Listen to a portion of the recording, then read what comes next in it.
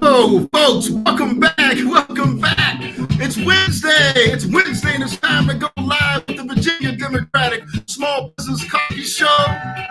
Always a little bit of Bob, right? That's right. We're ready to have you back. We're so happy to see you again. Hey, I got my new tooth back. It's this one. There it is. Got my crowns back. Got my smile back. Happy to see you. Oh, let's groove to it for a little bit. Could you be loved?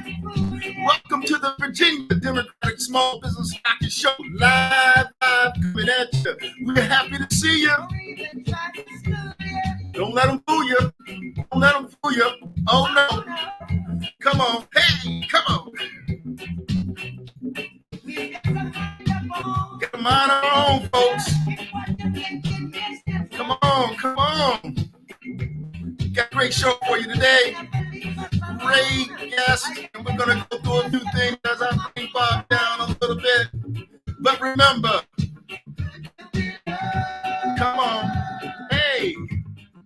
Could you be loved? And thank you so much for coming back and seeing us this week, whether you're at your own demand or whether or not you're here with us live, you see it later, or you see some clips. We're coming at you from all of our platforms, LinkedIn, YouTube, Facebook, Twitter, live. We're trying to get Instagram up, folks. We're also trying to get online callers, but we're still working our technology. I'm so happy to see you back today, though. Honestly, I am. We've got a whole lot to do. We got about 14 days into the major big election coming up. So folks, you got to make sure you're registered. You got to make sure you're prepared to vote. You got to make sure you're checking out your candidates. And you got to do all those good things so that we can get stuff done. We got stuff to do. And I just want to let you know, thank you for being here, however you see us, whenever you see us. But we're into our, I think this is my 70 episodes, some reruns, some live, but most of them are live though. So we're just happy to see you here. It's been a little more than a year. Happy to see you here and making sure my internet doesn't freeze on me. I get upset about that, but there's nothing you can do. We got to live with the technology and live shows. So folks, thank you for being here. And remember, I just want to welcome the Small Business Caucus members. I want to welcome the the Virginia Democratic Small Business Caucus members, small business folks who are out there that we're trying to reach, and just Democrats and all folks who are not Democrats, who are in love with democracy, in love with doing the right things for the country, in love with making things happen. Well, you know what? You've got time to get it done. You've got time. There's still 14 days left. So we got to make sure we sprint through that finish line, making sure we're making calls, making sure we're prepared to vote, making sure our family and friends know, making sure all of those things get done. So folks, make sure you're doing all those things. And I'm a little warm today. I don't know why. I think it might have been that little workout that I was doing in my shed, but it's still getting to me. Let me get some water. Give me a second. Folks, let me start it off as I always do. And I simply tell you, folks, we're still out there in the COVID season. We're still out there trying to make sure that people are healthy, that people are keeping themselves and their family members and their neighbors healthy, and their other business owners healthy. Make sure you've done what you need to do, whether or not you are taking your shot, or whether or not you're taking your booster, or whether or not you're social distancing when you feel like you need to, wearing your mask when you feel like you need to. The choice is up to you. A lot of information has gone out there for folks around COVID, but it's still out there, folks. We have to make sure that we're doing everything we can do. And I'm a little warm here today. Let me turn my fan on. Hold on a second. I'm gonna squeeze over here for a second. You can't see my fan. It's off the camera shot, but that breeze feels good. Listen, we just try to be genuine. We try to be authentic. We try to be casual. We try to be giving you good information, and just want to let you know this is a person-to-person talk, and we bring on some folks who talk with us afterwards. So we're going to keep on doing what we need to do. But folks, before I do that, let me make sure that I can slide into the theme that you know I'm always going to talk about. You know, that's it. Voting rights. Voting rights. Yes, all democracies start with voting rights. If you can't vote, then you cannot choose people who represent the ideals and the beliefs that you want to have happen. You can't get policy turned into law. You can't do all the things that are important. And that all starts with your vote. Voting rights is fundamental to any democracy. So yeah, I want to talk about small business stuff, but at the same time, while talking about small business things, I need to let you understand we can't get those policies that we want done in small businesses. We can't get equity. We can't get participation. We can't get more contracts. We can't do any of these things unless we have laws to protect ourselves and our families. And that all starts with your right to vote. That starts with your right as an American citizen to exercise your right to the franchise. That is it. You got to be able to get your exercise on with the franchise. So when people are doing things that are not right, you can show up at the voting poll, which is the least you can do. There's more things you can do. You can support your candidate. You can get out there and make calls. You can get out there and knock on doors. You can make sure you bring friends and family with you. You can get out there, just as some people say, just put up a chair and sit in the middle of the street and say, hey, I'm tired. I'm not taking it no more. We need voting rights. We need to make sure we're making this the best possible, most perfect union that we can get. And folks, that's what we're trying to get this union where it needs to be.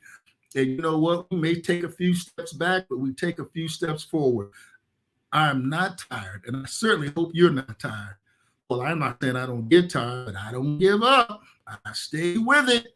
I'm encouraging you to stay with it. That's how you get it done. It's about the long game. But the short game coming up on November 8th, vote. That's easy to do. Get out there and make sure that you're making sure you're doing early voting too, because early voting is happening in a lot of states around the country, and we're all in the midst of doing early voting where most of the states do allow that. I know here in Virginia, we've been at it for a while. I think since like September 23rd, and I think it goes through the 5th of November, around about that. But I've been talking about that and reminding folks who are in Virginia, vote early. Get that vote out the way. Bring a friend to the polls with you. Get it done. So there's no mistake that actually happens to you on the day when it comes time to vote, and nobody tells you something that's all kind of crazy. But you know what? I am going to go right into talking about Voting Rights Act, just reiterating and staying on that one trick pony that I've been on. I can talk about the American Rescue Plan. I can talk about laws that the Congress has passed with the George Floyd bill.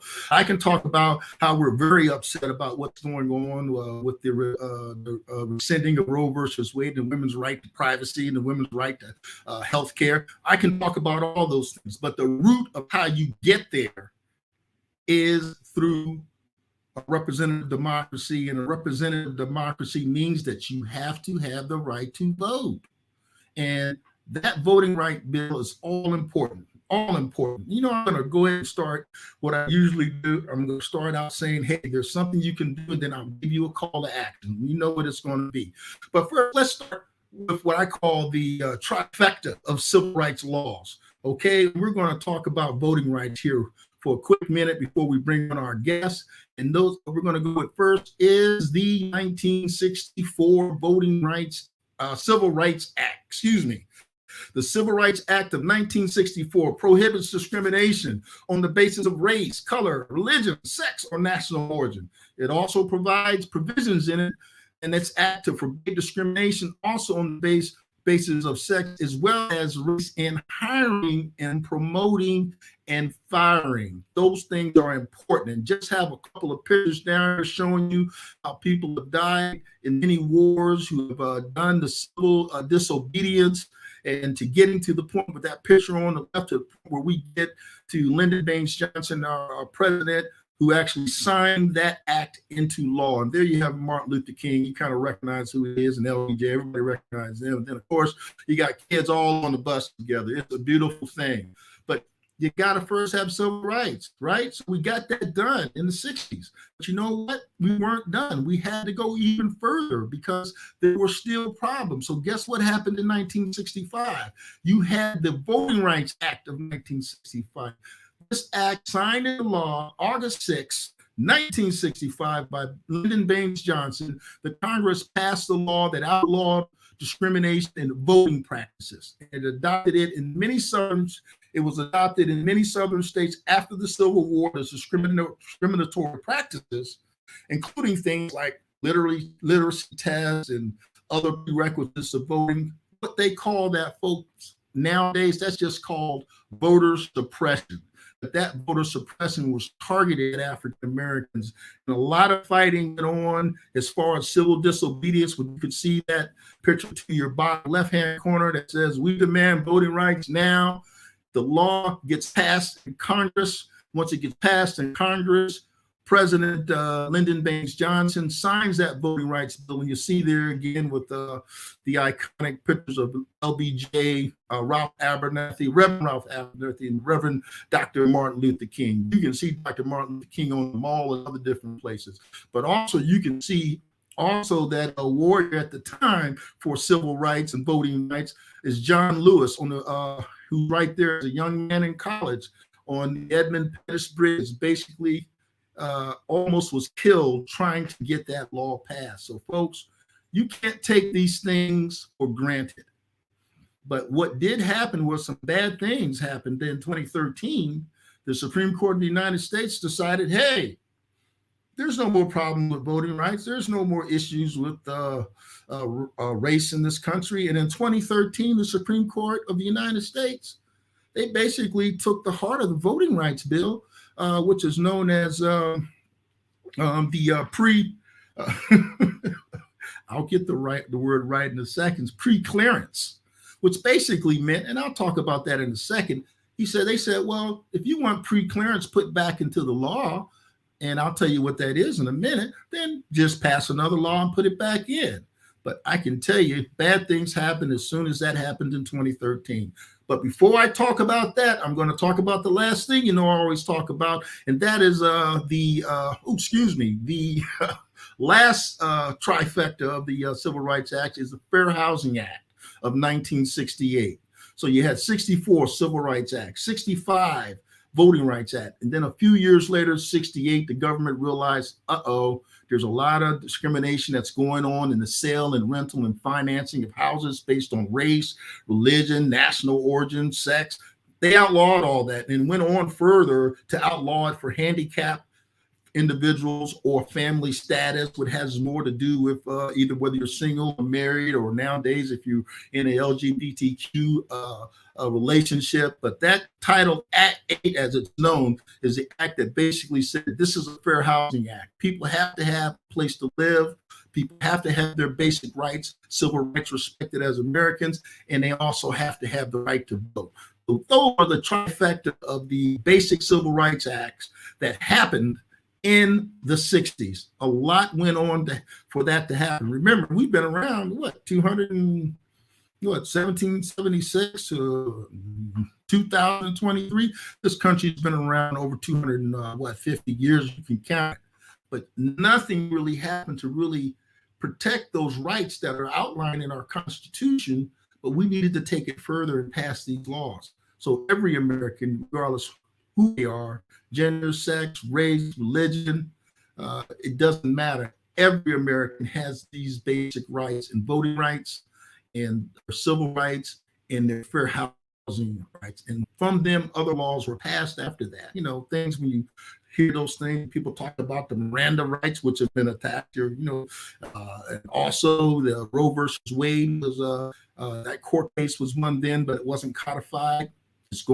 People are trying to get that codified into law now, since the Supreme Court basically took that away from Americans as well. So there's a lot of stuff we need to get done. Okay, so let me tell you what some of the things that have happened since then. In 2020, the John Lewis Voting Rights Advancement Act was passed in the House of the Representatives. And basically what it did was modernize the Voting Rights Act formula for determining discrimination in states and localities. It also declared any changes to voting rules had to happen at least 180 days before an election, which was part of pre-clearance, because pre-clearance basically says before any states can pass any laws affecting voting practices in their areas, they must get pre-clearance from the Department of Justice. And that is the part of the Voting Rights Act, as I mentioned earlier, in 2013, that the Supreme Court, basically the heart of the Voting Rights Act was the enforcement from the feds. They took that away. And the next thing you know, people who were practicing voter suppression and discrimination in the Jim Crow era and before went right back to doing what they used to do before. But of course, now it's more like Jim Crow Esquire. They do it in ways where they don't exactly say race, but all the suppression activities that are laws that are being passed, those particular laws attack a particular group of people in their voting practices, specifically African Americans. And that is not a good thing. It should be made free and clear and unfettered access to the polls. So we passed the John Lewis Voting Rights Act. And then the next thing that got passed was the HR 1, which is the For the People Act, which went even further and basically expanded access to the ballot box by reducing the influence of big money in politics, strengthening ethics rules for public servants, and also it implemented some anti-corruption measures, fortifying our democracy and for other purposes. And let me go through those points again. I'll just say it again. It expanded access to voting by automatically having same-day registration nationwide, 2 weeks of early voting mandatory, a ban on all purging of the voting rolls, restoring the full protections, as I said earlier, of the 1965 Voting Rights Act, which was decimated by the Supreme Court in 2013, as I indicated earlier. But it also has finance reforms, like banning foreign money loopholes, also adding election security, independent commissions to prevent gerrymandering, where you're saying, what's that? Well, that's what politicians do, where the politicians pick the voters rather than the voters pick the politicians. So add that into the law as well, and also provided resources and grants to states to replace voting machines and additional processes for auditing and securing elections results. And that's a big deal, folks, because it's one thing to get through all the obstacles once your voting rights have been obstacles have been put in the way. But then what has also been happening with the voter suppression is they're looking to actually change the outcomes of the voting once people have voted. So they're saying, well, heads, I win, and tails, you lose. It doesn't matter what you do. I'm going to be an election denier. I'm going to say that this isn't the case. I'm going to throw this all back to the local state legislators, as opposed to what we have now is a nonpartisan counting of the votes and specific laws and ethic that were out there prior to laws that basically said, listen, here's how we traditionally have done things in this country, making sure that all the votes get counted. And we don't have things like happened on January 6th with the insurrection. Basically, everybody votes, we count the votes. Whoever wins is whoever had the best persuasive conversation or argument. And then we just vote. But we still have to deal with other things. You know, we have the electoral college, which is not based on necessarily one man, one vote, but the popular vote. Many people have won popular votes in the past, but have not won the election. But we're not even talking about that. What we see happening now in this country, and it doesn't matter what side of the fence you sit on, whether you're a Democrat, whether you're a Republican, whether you're an independent, people are attacking the very fundamentals of democracy itself. That is what's on the line. So I don't care. I've never cared where you sit. I mean, I prefer if you be a Democrat, but I believe you have the right to vote if you're an American, plain and simple. And you don't have to vote for who I vote for. But the point is, all votes are counted, they're tallied up, and whoever the winner is the winner, and there's a peaceful transfer of power. That is what a democracy is about, plain and simple. Where you have people now who don't want to do that. They want to see a dictatorship. They don't want to see one person, one vote, and the electoral college do its thing. They want to have an autocracy. They want to have a monarchy. They want to have a theocracy. Basically, They don't want to do what the Constitution of the United States says that we should do. And I'm simply saying that we all take an oath when we're in government and we're in the military to protect this country from enemies from without and from within. And we swear to that Constitution. Ever since you were in kindergarten, you put your hand on your chest and you would say your Pledge of Allegiance to the United States. This is what that is all about. This is why we are the best and the beacon of the world when it comes to democracy. And these things are extremely important because we don't want to see what happens in other countries happen here. And we also don't want to see it happen in those other countries. The United States has always stood fast and firm for democratic government. Period. End of story. It's not about race. It's not about gender. It's not about how you feel policy-wise on, whether or not you're pro-life or you're pro-choice, or whether or not you feel one way or the other about, any racial or sexual issues having to deal with people's choice of who they want to marry, who they want to love. You have those freedoms in the United States. And you have a way of being able to change things that are not right in this country. And that is what our Constitution allows us. And that is why I've been saying this now for 70 episodes. Folks, democracy is on the line. Voting rights is on the line. Small business opportunities are on the line. All of these things that make this country what it is are on the line. And what we need to do is make sure on November 8th that we come out and vote for whoever your candidate is, and make sure that our votes are protected and that the tallies are correct and people don't try to change things. We're going to do what we've always done in this country and have that peaceful transfer of power on a local, on a state, and on a federal level, because we're Americans, and that's what we do. That's what we died for in many wars, starting from the American Revolution right through all other wars, through the Civil War, through a couple of world wars and many other battles and conflicts since then. We've always stood together on that principle, and no one is going to change that, not on our watch. So let me go ahead and introduce you to, man, we do have an excellent guest today, and I want to talk a little bit about our guest. And excuse me as you see me fumbling around with my technology as I do every week to try to make sure I'm bringing up the right information. And I'm going to do it now, folks. I'm going to tell you a little bit about our guest.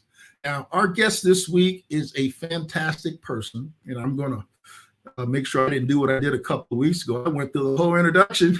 I never put up their promo. I don't want to do that this week. I'm going to do it now just so I don't screw it up. Okay, sorry, my name is MBC. It's me in my office trying to get it done. Okay, here we go.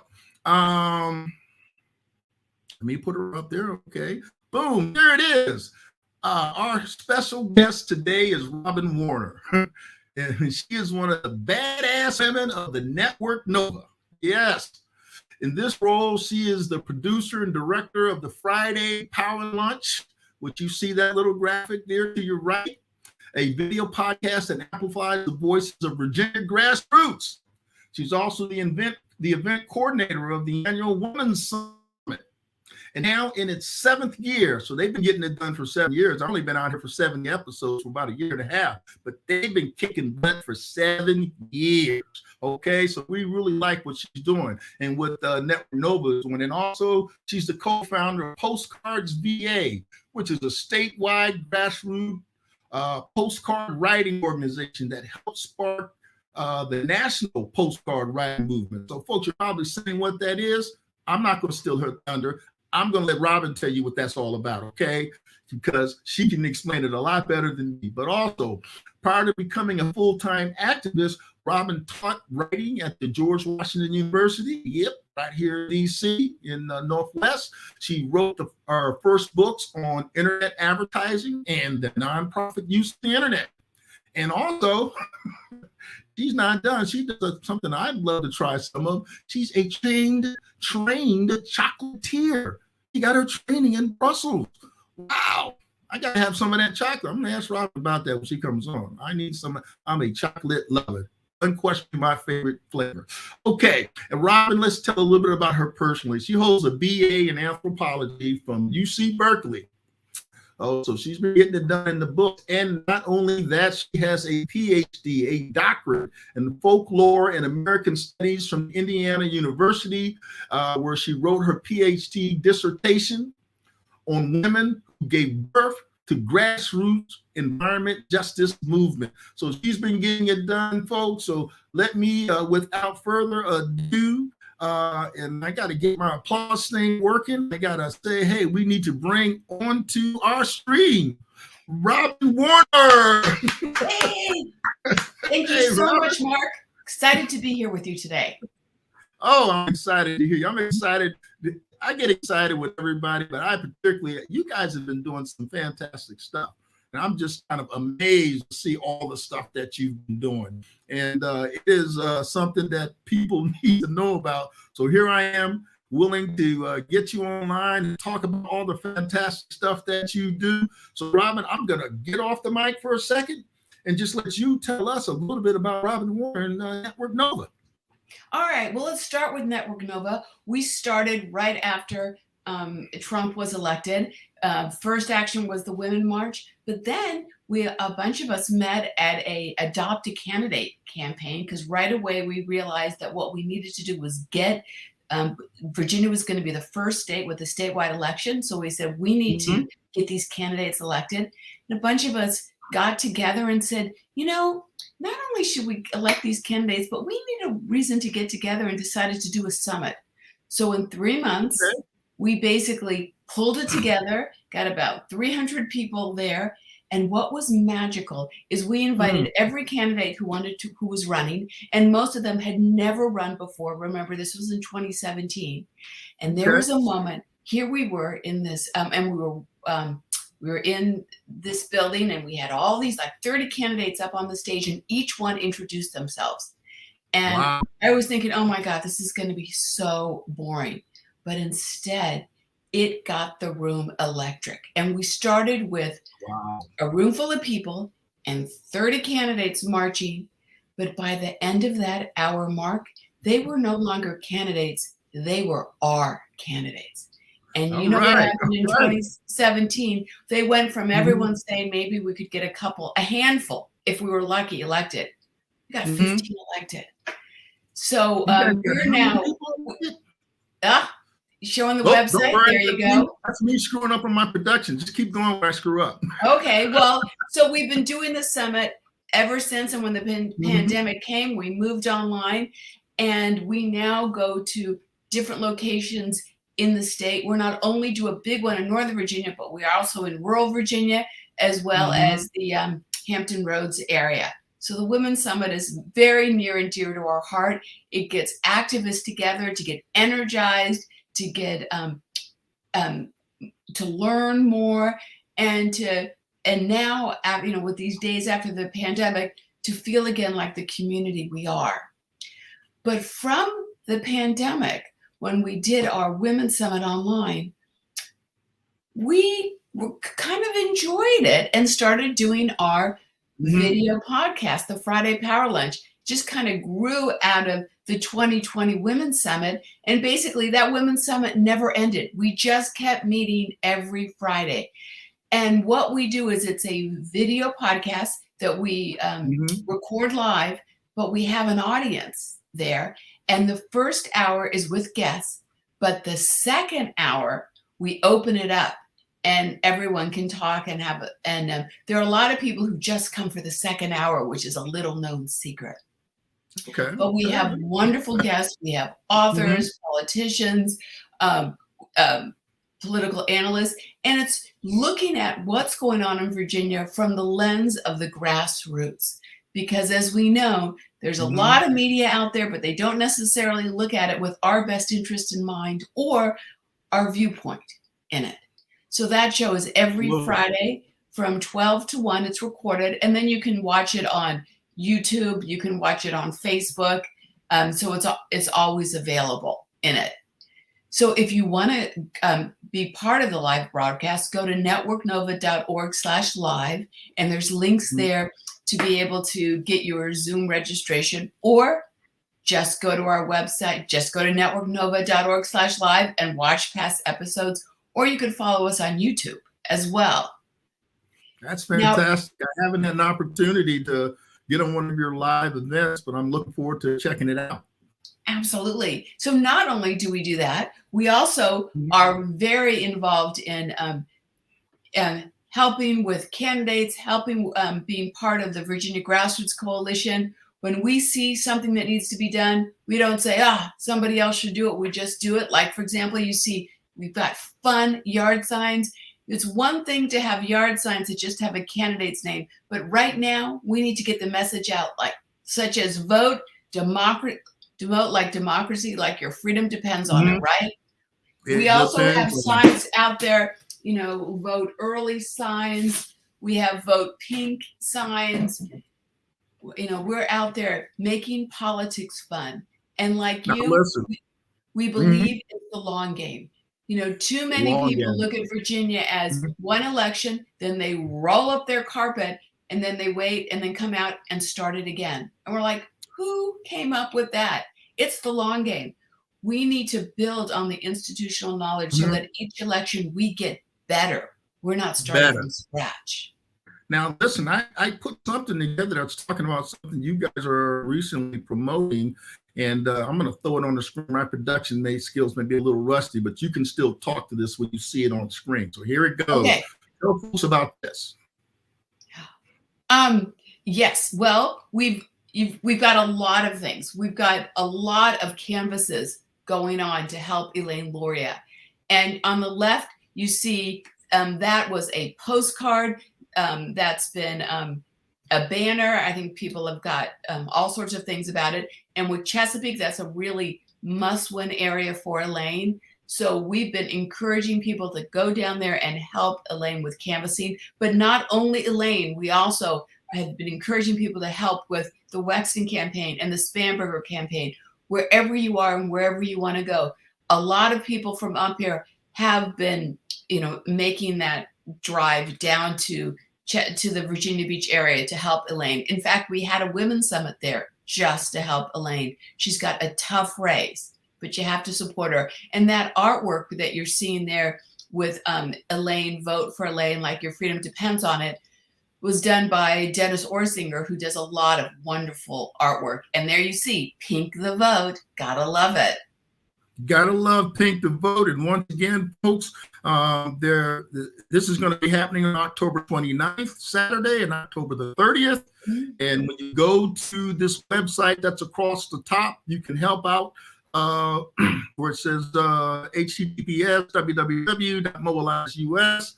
Luria for Congress /event/ whatever that number is. I even put in one of her people's contact name. His name is Eric at Elaine for Congress. And you can see that little red block down here which says highest priority canvas for Elaine Luria. So folks, go to that website, sign up to mobilize, help out Elaine Luria. The event address is private, but once you click on that information or contact this gentleman that's listed, Eric, you will be able to help out one of these serious races where she's at a very high priority, not forsaking the rest of our Democrats. Miss she's got Hamburger. But Elaine needs our support this weekend, so we're going to call the cavalry in. What are you going to say, Robin? Absolutely. Just that because of redistricting, she has a harder district than she had. Absolutely.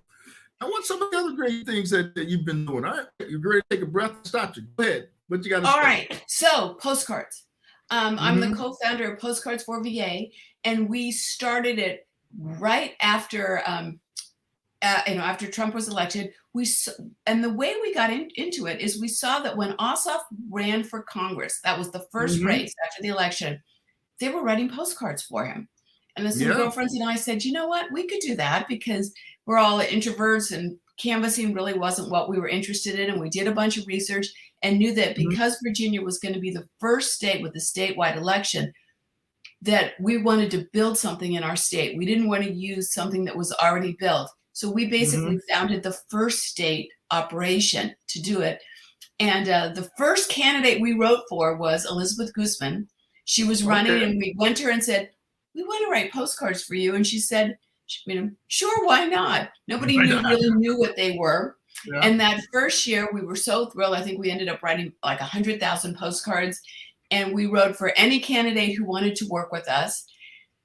And we, what we loved is we saw a lot, people love doing postcards. And we did a study to figure out why were people enjoying doing postcards. And we realized it was all about community and all about groups. So we changed our focus from giving people individual postcards to helping groups form. And we realized we were right on the mark, because when the pandemic came, it was the postcard groups that were the groups that were still around and could immediately pick up and start working for the election during the pandemic. Because our postcard groups, postcards, by the way, because our postcard groups are the amazing example of the long game, because the election is in November. 2 weeks later, they're writing postcards for the next election. What other group is doing that? Beautiful thing you guys are doing. Keep it up. And you know, in Virginia, we never get a break. There's elections every year. So it doesn't stop. Every year, and we get better, and we're getting smarter at how to do it. So we're very excited about our postcards. And in 2023, in 2022, our big push was for Loria, Wexton, and Spanberger. But we did help down in Virginia Beach, wrote for local candidates in Chesapeake. I know people are writing postcards for Catherine Reed, who's running for mayor. I mean, it used to be postcards was something that people kind of looked at askance. Now, first thing the candidates do is call us up and say, we want to make sure we have postcards. So what about those postcards? What about those postcards? Because, well, like you said, you started with your song about love. Well, postcards are a bit of love coming into your mailbox to show you that, politics is about love. It is personal. It's a smile. It makes you feel good. Exactly. And you know what? Every time I receive one of those postcards, I've received more than one. They're always handwritten. They're not these mechanically produced. Somebody took an ink pen and actually wrote the information on there. And I was like, wow. I believe personal notes that you send to people are the most effective, the next best thing to actually knocking on their door and saying, vote for me or support this candidate, because it's such a personal connection. And I think after the pandemic, people are a little hesitant to open their door now. People are like, well, I don't really, you're knocking on my door. I think, it's changed a little with people. A lot of people don't want. And then there's also, now people have cameras and they can see who's at the door. So canvassing is getting tougher and tougher. Exactly. And actually, I kind of like those cameras. I got a Ring myself, giving them some free advertisement. But you know what it does allow you to do? Even if you're not there to talk to that canvasser, you can talk to them on your phone. You can talk, and you don't have to be face to face. There's another side to it. It works both ways. Let me tell you something. I saw something that was extremely interesting. I know you went to UC Berkeley, but you got a couple of books out that you've written. How did you get involved with that? What made you want to write books on that particular subject? Oh, well, all right. So this is going to go way back. Okay. But I actually spent a semester teaching at the at Irkutsk State University in Siberia. And when I was there, I saw how NGOs in Europe were using the internet way back to talk to each other. And when I came back to the US, I was talking to someone and I was explaining what I saw. And he says, do you think anyone's doing that in the US? And I said, So I wrote an article about it. And then I wrote a book called The Nonprofit Guide to the Internet. It was the first of its kind. I had to argue in this book, believe it or not, that the internet was going to be a big deal. Oh, really? And it was so early that I actually could list every organization that had a website. And from that book, we did an event, we did a conference called the Nonprofit Guide to the Internet, and we invited all the nonprofits that were having and organizations that were having websites, and we gave them awards. And you know who got the award for the most humorous website? The IRS, because back their very first website, they actually had, Mark, a button that said, "Click here for instant audit." Gotta love that. The entire web team came to the event because they couldn't believe somebody went to their website and understood it was meant to be funny. That is amazing. I mean, you predated the For Dummies books, right? Oh, way before that. And then after I wrote that, and I wrote a couple versions of that, I was very interested in advertising and would advertising go into the internet. And back then, the internet was all about promise and potential. And basically the big ad agencies said, call me when you're a mass market media. Well, now the internet has totally taken over advertising. But back then, you know, people would at work, and they were just beginning to play with algorithms at that point. And now you see where they've come.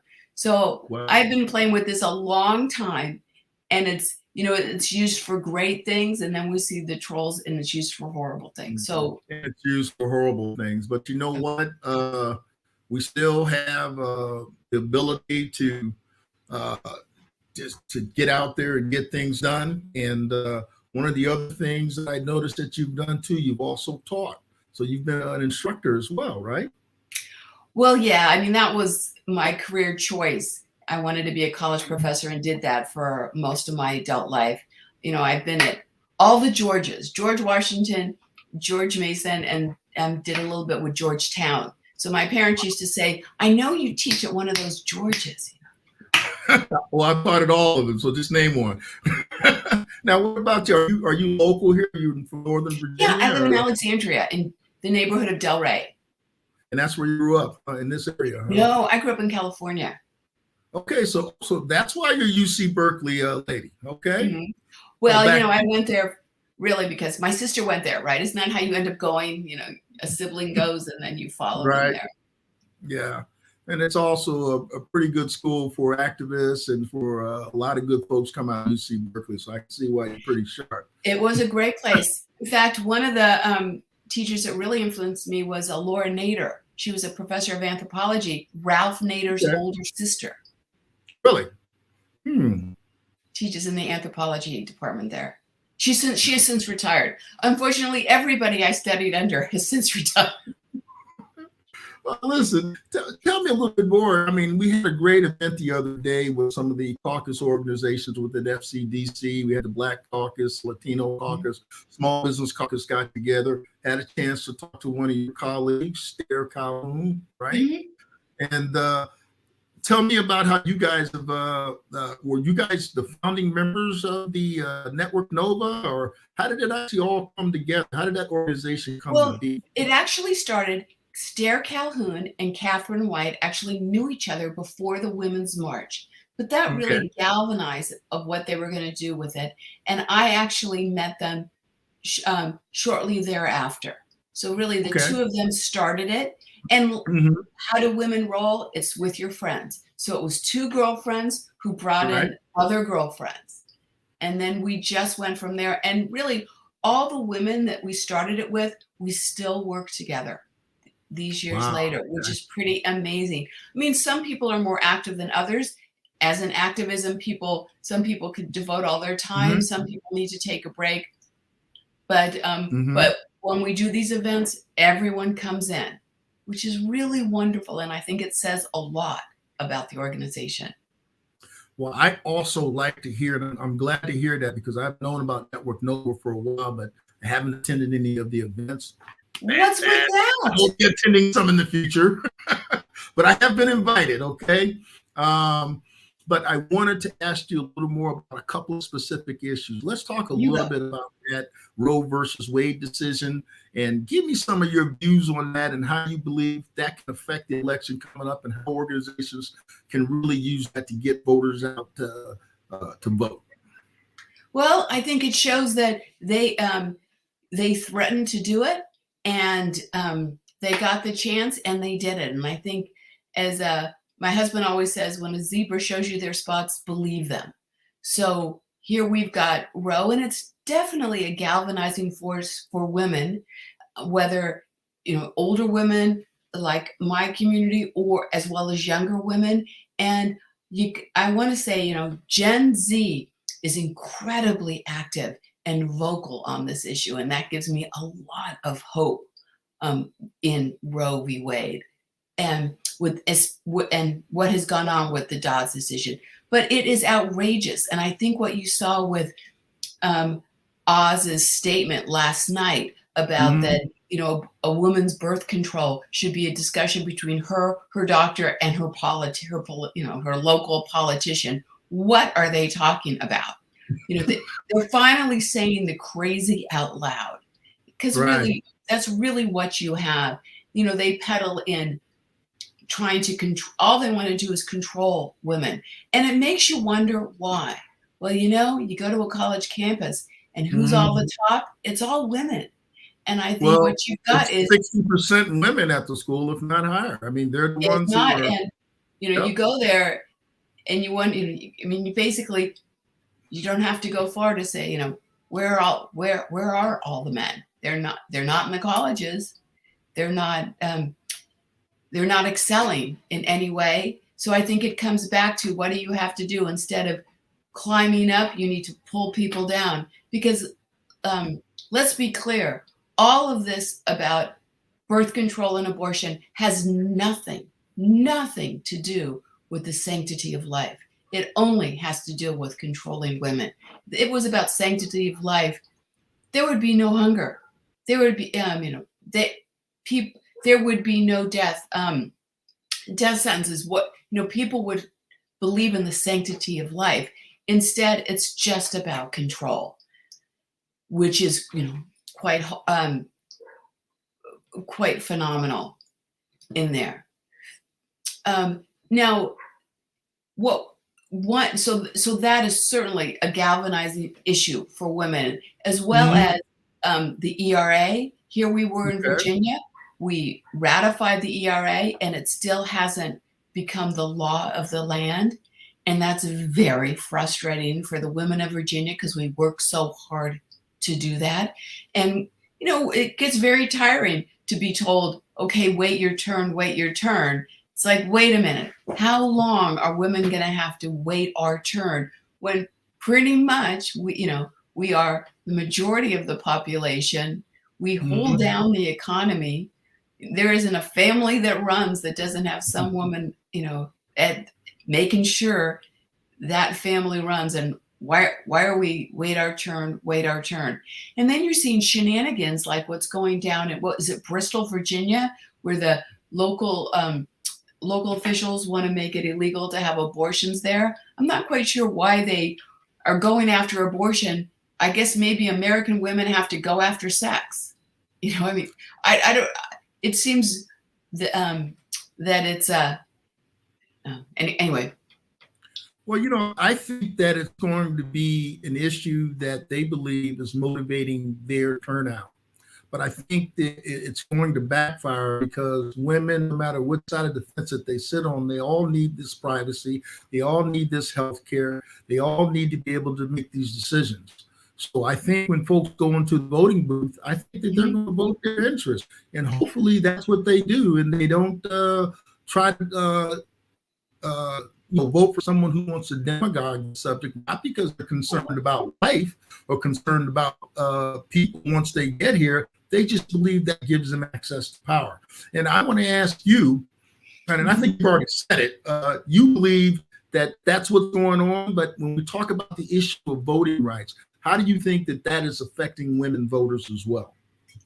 Well, I think the attack on voting rights, is so fundamentally wrong in what's in a democracy. And they're trying to get closer and closer to fascism, and I don't think they even understand what fascism is. I don't think they understand that they think it's good for them at this moment, but when fascists come in, it's not good for anybody. And if people were really behind the Republican Party, they wouldn't need to lie and cheat. And all of the attack on the voting rights is because they can't win honestly. And if you can't win honestly, then you start cheating. So anytime I see people who can't do something honestly, I mean, that's basically it. They don't think they can win. So they're trying to cheat. And what is the only foundation of the Republican Party right now? Lying and cheating. They've got no policy. All they have is they lie and they cheat. Other than that, they lie about the issues and they're trying to game the system. I mean, that's all you got. Well, I try to tell people, on this platform, as I try to use it to talk about what it is that Democrats can do, what it is that well-meaning Americans can do in order to make these things happen. So let them use their platform to talk about them, but you brought up all the fantastic things that are being done by Network NoVA, all the fantastic things that our Democrats are doing with voting rights and dealing with trying to get the Roe versus Wade decision reversed through making it all codified so that we don't have to worry about the Supreme Court doing at least I'll back up and say vigilance is the key. Get things done, then make sure you don't get undone. And that is where I think that the lesson that it is that we've learned from this is, well, once you get it done, a right won is not a right sustained unless you protect it. And the way you protect it is through being activated, making sure that you're voting, because the folks that you elect are putting people on the Supreme Court, putting people on general district courts, locally and, on a state level. So you got to stay activated. And that's what you guys been doing. So you got to keep doing what you're doing. We need what you do. Well, I love your spirit. The other thing I want to say is I want people to stop getting obsessed with the doom and gloom you see on the media. It's like they're trying to psych people out. If you don't believe you're going to win, you're not going to win. And they're like the doom and gloom parade. And I think we have to realize that we have a lot to be proud of, a lot that's going on that's positive, and that we need to be about.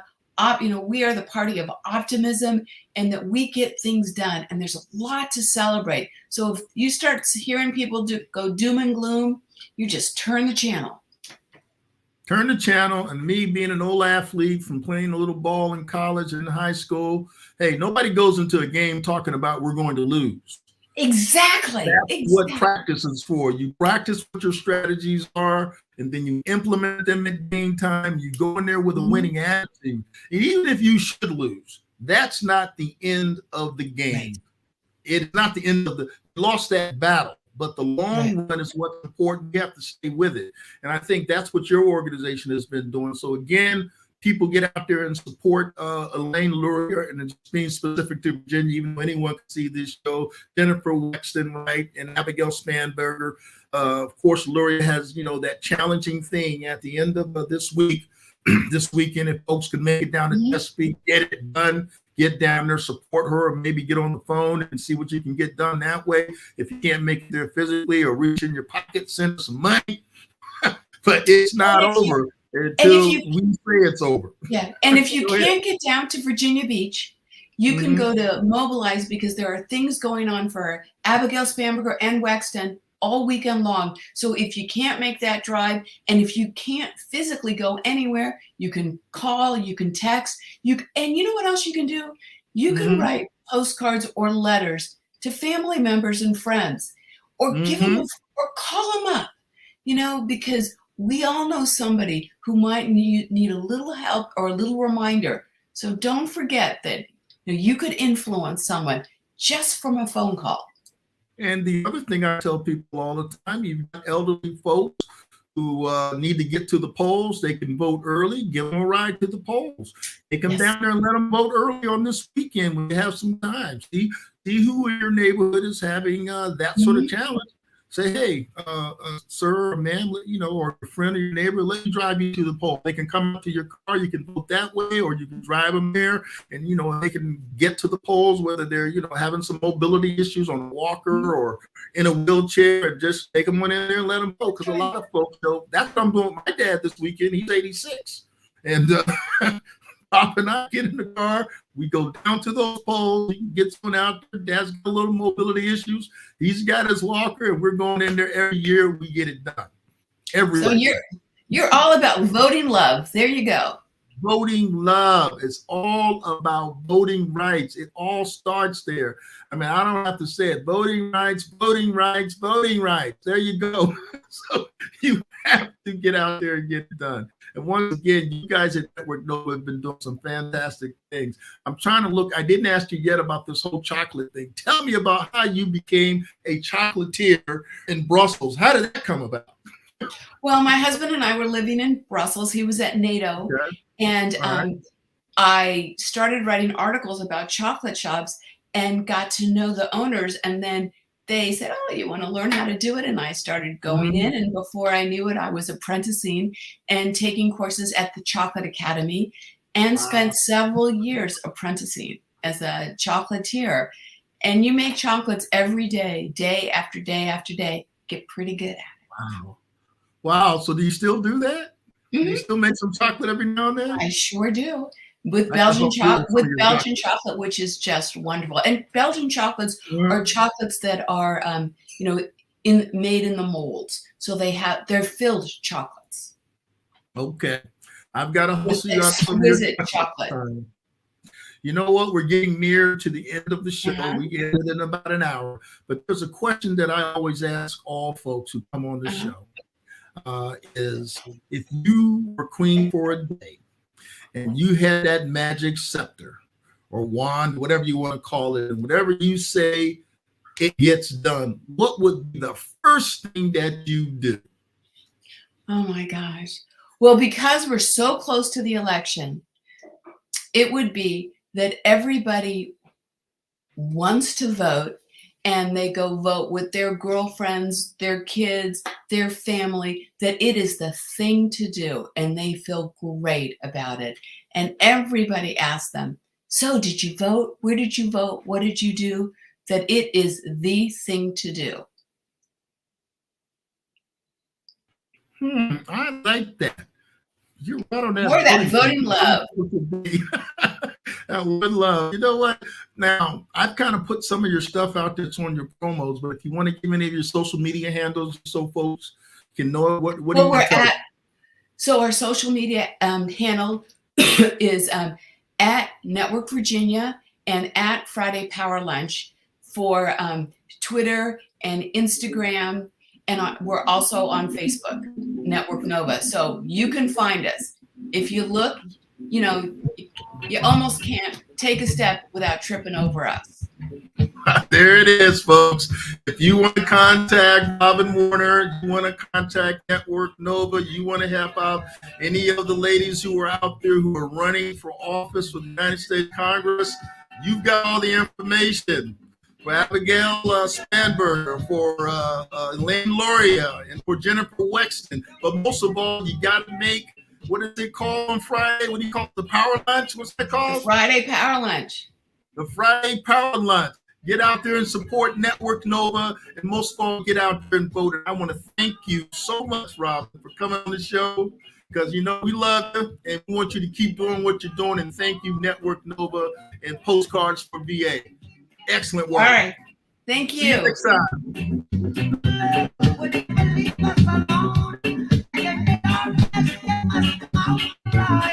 Here it is. It's your part. Could you